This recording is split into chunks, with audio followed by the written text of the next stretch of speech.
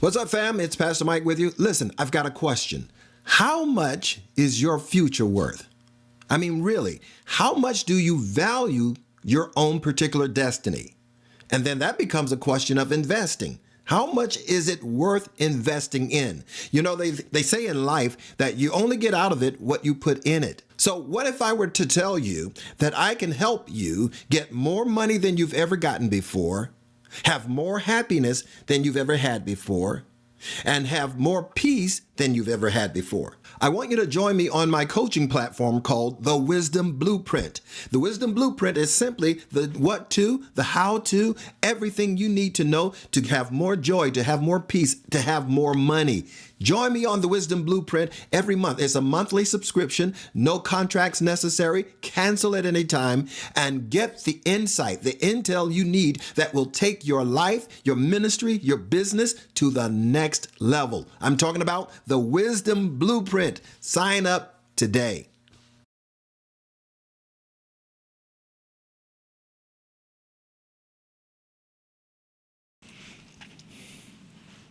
Well, welcome, fam. Welcome to another edition of Sundays with yours truly, Michael Norman. It's a joy and a pleasure to be with you. Hopefully the same is true for you. Again, before we get started, I want to get you actually to help me out by sharing, because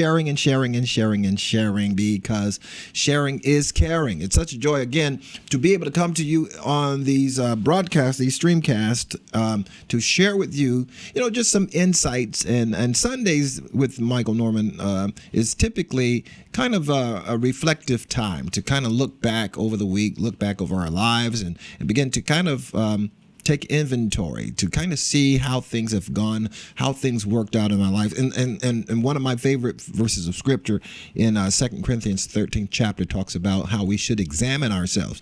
That should become a norm. It should be something we do on a fairly regular basis. Every now and then you need to pull to the side of life, pull to the side of the road, check out your life, how you've been living, what you've been thinking, what you've been believing, how you've been acting, and how has it had a particular impact on your life? How has it specifically affected your quality of life? Because again, I'm of the full conviction that Jesus says, I have come that you might have life, and that more abundantly. A lot of us have settled for having church more abundantly, and to the neglect of life and learning how to navigate through life, through its ups and downs, its challenges, ins and outs, things of that nature. We've kind of went astray in some ways, and I know that's counterculture because people love to have church, and there's nothing wrong with that. But when it becomes the main thing, then the main thing that God intends gets pushed to the back. Ezekiel, in his prophetic writings in the Old Testament, talks about how that God comes to Israel to deal with their iniquities and how they've fallen away from the things that he's commissioned them to do and to be. And as such, he basically rebukes and chastises Israel to the extent that he leaves the church. Now, that's tragic. But what's even more tragic is after he's left the church, they carried on as though he'd never left, like nothing's ever to even happened. And that's even more tragic because now we've gone on without him. We can do this. We know how to have church. And as such, we left the actual head of the church behind. And so the issue for me personally is so that we can have a more rich, a more productive, a more benefiting, and full life. That yes, we go to church. Yes, we pray. Yes, we seek the Lord, and nothing's wrong with revival from time to time. But if it's to the neglect of spending time with your wife, your kids, your husband, your loved ones, and things of that nature, because at the end of the day, when you're on your deathbed and you're taking your last and final breath, you're not going to wonder how the revival went. You're not going to be asking, did the anointing fall? Or you're not going to ask any of those things. The only thing you're really going to be concerned about, and trust me, I know, I've been there several times. The one thing that you want to know is, number one, that your life has been impactful. The one thing you want to be aware of is where your kids and what state are you leaving your legacy in? What state are you leaving your children, your family? What kind of legacy are you leaving for them? And that's when the rubber really, really hits the road. That's when the rubber meets the road. That this is the things that life is all about. These are the real essence of life itself. How much have I been a source of guidance, of love, of fidelity, honesty, and loyalty? How much of that have I truly exhibited in the life that I had? Because at the end of the day, everybody gets 2 days. One is your birthday and the other is your exit day. Everybody gets one of those. Either now or later, you're going to have one. So you can't escape that. The Bible says every man born of a woman is appointed to die. Now, that's not depressing because we're not talking about you're going to die right away. Hopefully, you're going to live a fruitful and productive life. But at the end of the day, we all get an entrance and an exit date. But the thing that means the most is not your birth date or your death date, but the dash that's in between. What does that stand for in your life? In your memory, when you're gone, what are your children going to remember about you? Is it going to be, how loving and kind and compassionate and giving you were, that you were a woman or a man of integrity and that you stood for something and was willing to lay it all on the line for what is right, what's honest, what's true. You're not going to be swayed by what's popular and maybe what's trending. Or are you going to be known as, well, they were never there. They were always gone. There was always something that took my parents away, whether it was revivals or whether it was workshop, whether it was conventions. It was always something dealing with ministry to the neglect of their own family. Billy Graham, that famous and probably one of the most effective, I guess you could call him a revivalist. He preached to thousands of people annually, multiplied thousands of people. But in his last days, when he realized, I can't travel around the country and around the world and preach and teach in the way that I used to. I'm coming to, as they say, the golden years of my life. And that's when you usually take a look at how much have your life meant and how much of an input and a significance has your life been. Every one of us at some point in time, we get to an age where we want to know, why am I the way that I am? Who am I? This is a very, very significant question one should ask themselves from time to time. Who am I? Because again, you could get swept up in the wave of popularity and trying to get more likes and more clicks till you can literally lose yourself. The Bible talks about, what does it profit a man to gain the whole world only to lose his soul? That's not to say that he dies and goes to hell or anything, but what it's saying is that he lost his direction. He lost his purpose and lost his meaning because he was chasing things and material and fame and all of this sort of thing. And once he's gotten those things, only to realize they don't satisfy in the way that he thought they would. If I get more likes, if I get more clicks, if I get more money, nothing wrong with any of those things in and of themselves. But if that's the way you live your life solely to get more of things that don't necessarily mean much, in the end, it's not about how much money you're going to be leaving behind, because you will be leaving it behind. It's not about how much money is in your bank account. It's not about how many cars you drive, although there's nothing wrong with having cars, nothing wrong with having money.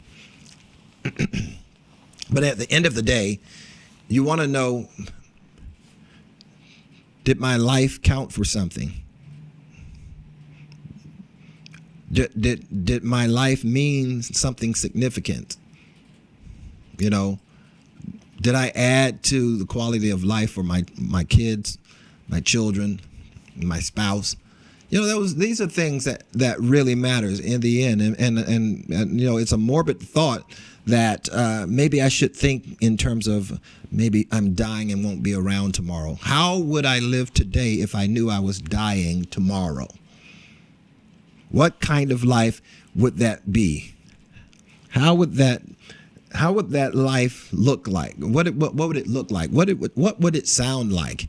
Would you be as driven and as ambitious, as tunnel visioned, and so willing to sacrifice? There's something to be said about a willingness to sacrifice for a greater good and for a greater cause. But when you just sacrifice for the sake of self-aggrandizement so that I can get more, be more, have more, then that's something perhaps we need to bring into account, bring it onto a certain level of scrutiny, so that we can rest assured that when we die, as we all will, but when we do, are we leaving a legacy that impacts and empowers the next generation? Or are we just simply leaving unceremoniously? Yes, he acquired all of these. Yes, she did all of those. But never did anything for me personally. Never did anything for the community. Never did anything for the nation.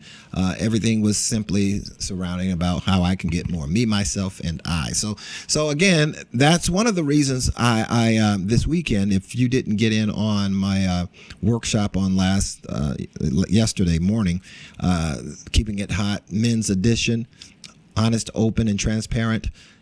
It was amazing. We had an incredible time.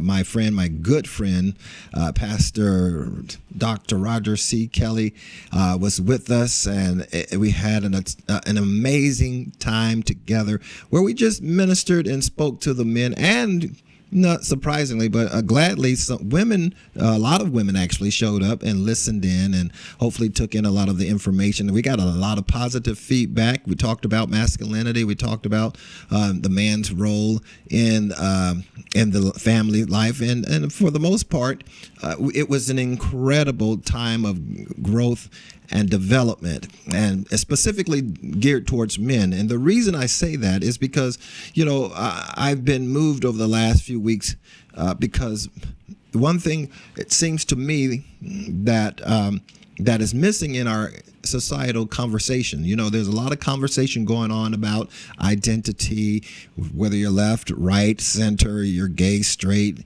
tri, the whole gamut. There's a whole lot of conversation going on in the world, and the one thing that seems to have gotten lost in the sauce is the idea of manhood. What does it mean to be a man, particularly in this 21st century? Because a lot of the ideas that we thought that exemplified a man has come under scrutiny, has been basically attacked. And you can't tell one from the other.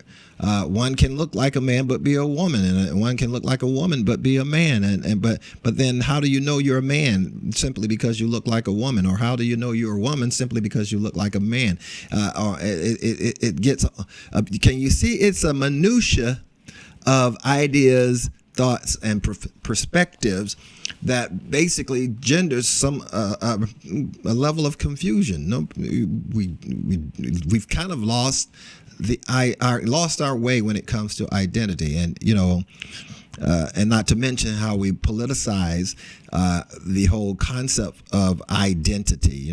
It's kind of crept into our politics, and if you're not this, then you're not a part of us, and if you're not that, then you're not a part of us, and we're against you, you're against us, and it's just gotten completely distorted and distorted because at the end of the day, we've lost this sense of unity, that sense that says that we're in this thing together. Now, I may not understand everything about it. I may not understand how we even going to get out of it, but I do know this much, that if we're going to get out of it, we're going to get out of it together. We're going to have to come together and work together towards some sort of common goal. After all, the scripture talks about how how can two walk together except they be agreed? That works in any environment. It's not just a church thing. It's not just a Christian thing. How can two walk together? Simply if there's no agreement. At the end of the day, they literally become opposing forces.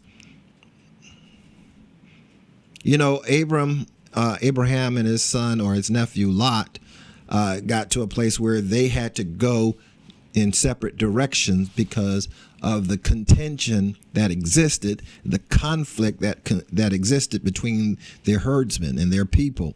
And he says, well, in order for us to be effective and not basically destroy one another, we're going to have to split and go separate ways. Now, you choose left and I'll go right. But if you choose right, I'll go left. And the story goes on and on. The point I'm making is that tragically, they were not able to remain together. They were not able to bring themselves together so as to do and exemplify unity among their people to the extent that they could remain as one people. That's it's a tall order, and it's something to be desired, but it's not always as easy, as spoken. It's easier said than done, as the saying goes. And so that's why I wanted to kind of, again, as I did this morning at our service, I didn't really take a text. I didn't really do a proper sermon, as it were. I just wanted to be able to share from this idea that, again, there has to be a time when we go back and we do kind of like, an accounting. Go back and look at what it is we've embraced, and how has that impacted our present day living? Has it been to our detriment or to our betterment? Are we the better for it, or are we the worse? Because periodically through time, you have to be willing to stop long enough to take an account for how well we are doing life. How well am I doing life? And how well am I doing life in its totality? Not just my ministry life, but my family life, which at the end of the day, I don't know how many people still celebrate the fact that family is the highest order. Now, a lot of people talk about it in terms of politics, whenever they're caught in a scandal, and, in order to avoid, embarrassment, they retire so that they can spend more time with their family. I'm not talking about that. I'm talking about literally having such a high regard and a high level of honor for what the family represent, that everything else is secondary. Everything else pales in comparison, because, again, what matters in life is what you really consider at the point of your death. When you're about to pass away, you're breathing your final breaths. What are the things that are going to be at the forefront of your mind? And I submit to you that those are the things that actually matter. Those are the things that actually matter. The things that you've done. Have you added value? There was an old song that used to say, if I can help somebody as I travel along, if I can bring beauty in a word or song, if I can show someone that he's traveling wrong, then my living will not be in vain. And so at the end of the day, that's where it's more about how we've put out, how much have we given of ourselves than what we've received. At the end of the day, the scriptures again tells us that it's more blessed to give. The blessing is in the ability to give. How much can I give of myself to an individual, to my wife, my husband, my children, to a particular cause, something that empowers our community or our society? There's a time where we've got to get back to a level of sobriety where we're not so success driven. And trust me, I'm not against success.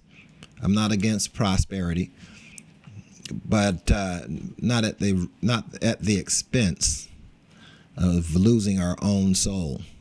What does it profit a man or a woman to gain the world but lose their soul? In the end, do you actually win? All right. Well, that's why I want to make this offer.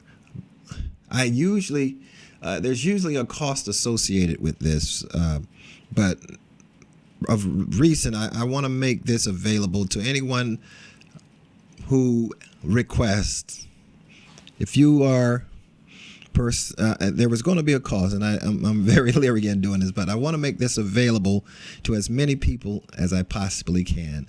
And if you can be a blessing financially to this ministry, I'm going to give to you, I'm going to get this into your hands, a copy of our Keeping It Hot webinar. It was recorded live with myself and Pastor Roger Kelly. We had an amazing time, and that actually had a Q&A period. So we talked about and field questions from the audience, and it was really an amazing time that we had. It's one of the best webinars that I think I've done, maybe with the exception of Algorithm of Wealth. But this, again, what use is it to have wealth if you don't have health in your own family, in your own personage? So I want to make this available to everyone, and I'm going to ask you to be prayerful about how what you would want to sow in this ministry to get your copy of Keeping It Hot Men's Edition. You can do that three ways: Cash App, $MN Ministries, PayPal at michaelnormanministries@gmail.com. That's the email you'll have to use on PayPal. You can also go to Michael Norman Ministries. I don't have it listed up here now, but you can go to michaelnormanministries.com. And if you want to become a partner, I think it's here. Yeah. If you want to become a partner with Michael Norman Ministries, you're more than welcome to do that. At my website, you can either become a monthly partner or a one-time gift. In either case, we are going to send you a copy of Keeping It Hot Men's Edition. So do that today. You be prayerful about how much you should give, how much it's worth, how much you're worth in terms of the investment, and we'll get it out to you. We won't put a particular dollar sign. Yesterday, I did say during the meeting that we would send out, we did offer my latest book that is actually, I'm excited about this one too. Now, for anyone who's going to donate $100 or more to this ministry, we're going to send you an autographed copy of my latest book. I'm excited about this because, again, it's part and parcel of helping to equip you, to establish you, to empower you, so that you can avoid a lot of the pitfalls and the pits of life that happens around us. And so this book is birthed out of my own life. That might have been 12 years myself in the making to get this book done. 12 years from the time I began it until the time I wrote the last chapter. 12 Things That Ruin Relationships.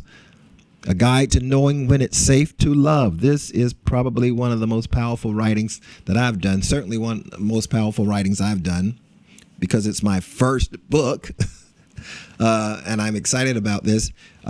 There's a lot of information that's in the book that'll be an amazing help to you. For those who are going to donate $100 or more to the Michael Norman Ministry efforts, we're going to get this book out to you, autographed copy. So that's just an added incentive for your support of this work that we're doing here in these 2023 streets. All right. So again, thank you. I appreciate you. It's going to be a major blessing. It's going to be a major resource for every person, not just for Christians. It's for anyone. If you want to know how to have more effective relationships, trust me, I literally, my wife and I, when we met, we were complete strangers when we got married. Complete strangers. 3 months after meeting for the first time, we literally got married. And there is where the lessons began. So a lot of this is taking pages out of our own lives to help you to make sure that you don't commit some of the same mistakes that we committed. And now we've been married now 36 years now, something like that. So 36 years, I believe it is, 1987 to this present day. Y'all do the math. And so we made it this far, and it hasn't all been, sunshine and sparklies. There's been some ups, there's been some downs, there's been tragedies and some really hard things to work through. But we made it through up to this present day. And so I like the idea that if you get a book, you actually fast track yourself to a level of success, because what took them 10 to 20 years to learn, you're going to learn in just 30 minutes of reading, maybe an hour of reading.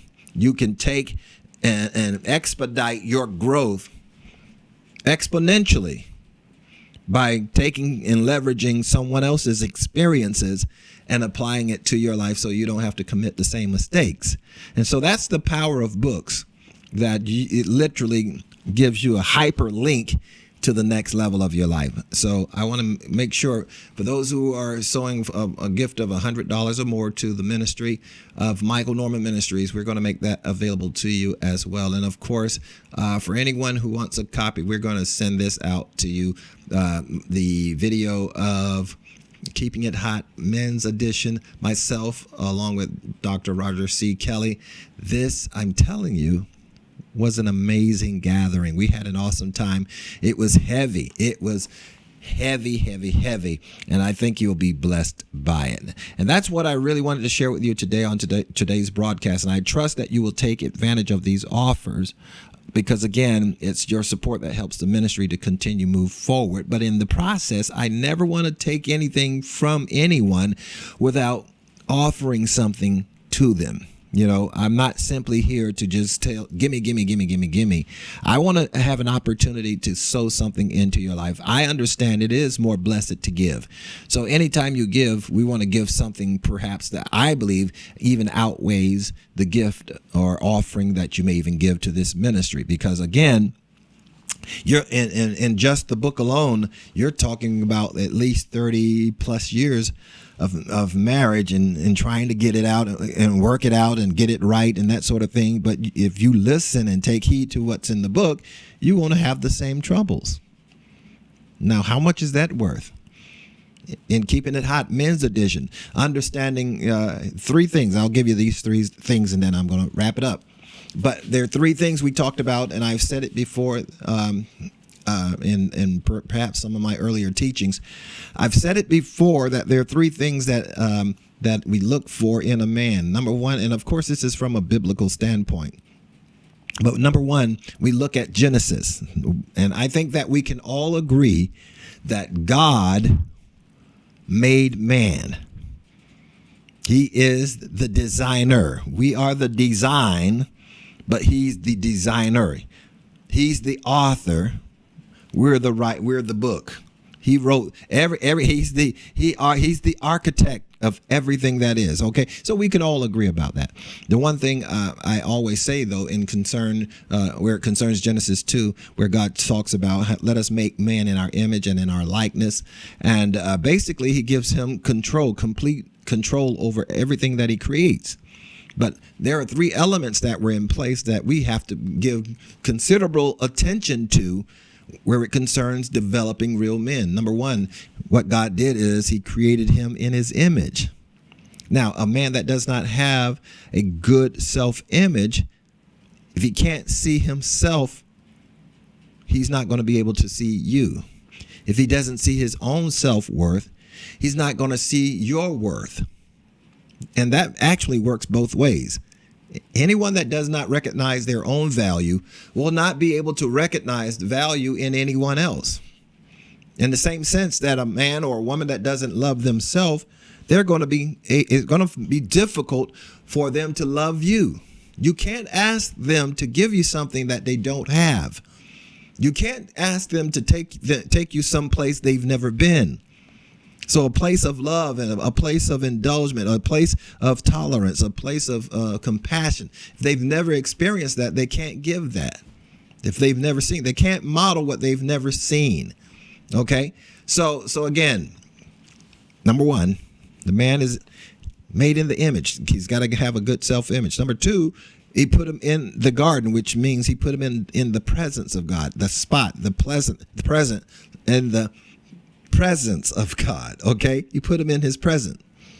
So a man that doesn't acknowledge God as his supplier and his source, and that doesn't have a healthy recognition of the fact that all my help comes from the Lord. Everything that I have, God gave to me. If he doesn't recognize that, that's another telltale sign. So number one, a good self-image. Number two, in the presence of God. And number three, the third thing that God gave man was a job. And I know this probably goes without saying, but let me say it anyway, that a man that will not work is a man that deserves to be left alone. Because remember, in Genesis, when God recognized that he had his image, he was in his presence, and he had a job, he says, it is not good for this man to be alone.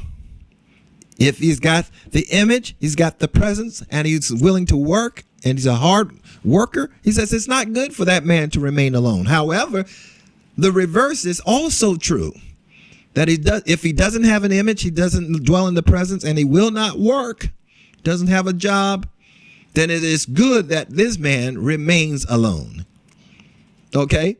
And women, you have to be careful, because you're such nurturers. You're always believing in his potential, but he has to believe in his potential more than you, because what will happen is if you continue to provide and always give him a crutch to lean on, he's never going to develop his own internal fortitude and his own strength. So if a man comes to you, ladies, and steps to you, and no hate on men, but the truth of the matter is, men are the foundation of society.